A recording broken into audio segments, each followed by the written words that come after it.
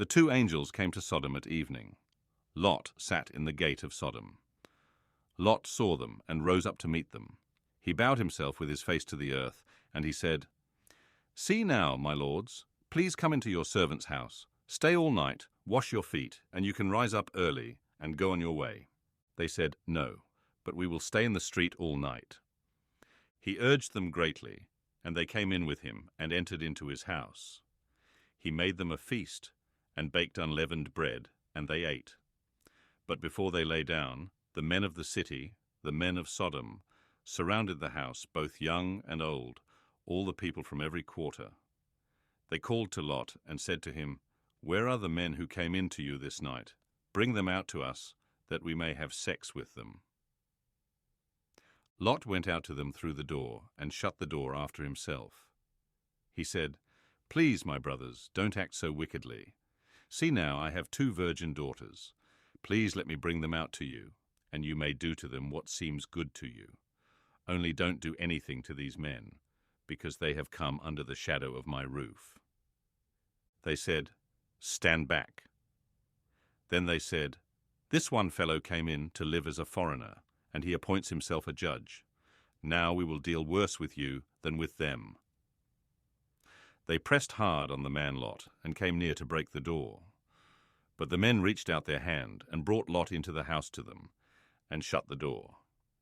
They struck the men who were at the door of the house with blindness, both small and great, so that they wearied themselves to find the door. The men said to Lot, "Do you have anybody else here? Sons-in-law, your sons, your daughters, and whomever you have in the city, bring them out of the place. For we will destroy this place, because the outcry against them has grown so great before Yahweh, that Yahweh has sent us to destroy it." Lot went out and spoke to his sons-in-law, who were pledged to marry his daughters, and said, "Get up, get out of this place, for Yahweh will destroy the city." But he seemed to his sons-in-law to be joking. When the morning came, then the angels hurried Lot, saying, "Get up, take your wife and your 2 daughters who are here, lest you be consumed in the iniquity of the city." But he lingered, and the men grabbed his hand, his wife's hand, and his 2 daughters' hands, Yahweh being merciful to him. And they took him out and set him outside of the city. It came to pass, when they had taken them out, that he said, "Escape for your life. Don't look behind you, and don't stay anywhere in the plain. Escape to the mountains, lest you be consumed." Lot said to them, "Oh, not so, my lord. See now, your servant has found favor in your sight, and you have magnified your loving kindness, which you have shown to me in saving my life. I can't escape to the mountain, lest evil overtake me, and I die. See now, this city is near to flee to, and it is a little one. Oh, let me escape there. Isn't it a little one? And my soul will live." He said to him, "Behold, I have granted your request concerning this thing also, that I will not overthrow the city of which you have spoken.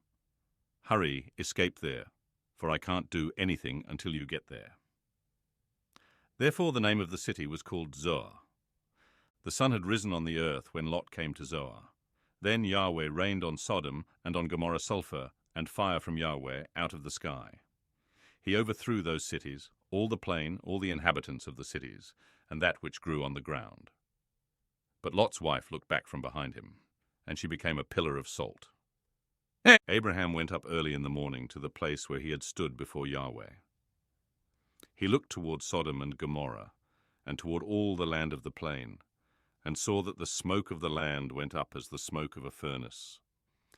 When God destroyed the cities of the plain, God remembered Abraham, and sent Lot out of the middle of the overthrow, when he overthrew the cities in which Lot lived. Lot went up out of Zoar and lived in the mountain, and his 2 daughters with him, for he was afraid to live in Zoar. He lived in a cave with his 2 daughters. The firstborn said to the younger, "Our father is old, and there is not a man in the earth to come in to us in the way of all the earth. Come, let's make our father drink wine, and we will lie with him, that we may preserve our father's family line." They made their father drink wine that night, and the firstborn went in and lay with her father. He didn't know when she lay down, nor when she arose. It came to pass on the next day that the firstborn said to the younger, Behold, I lay last night with my father. Let's make him drink wine again tonight. You go in and lie with him, that we may preserve our father's family line. They made their father drink wine that night also. The younger went and lay with him. He didn't know when she lay down, nor when she got up. Thus both of Lot's daughters were with child by their father. The firstborn bore a son, and named him Moab. He is the father of the Moabites to this day. The younger also bore a son, and called his name Ben-Ammi. He is the father of the children of Ammon to this day.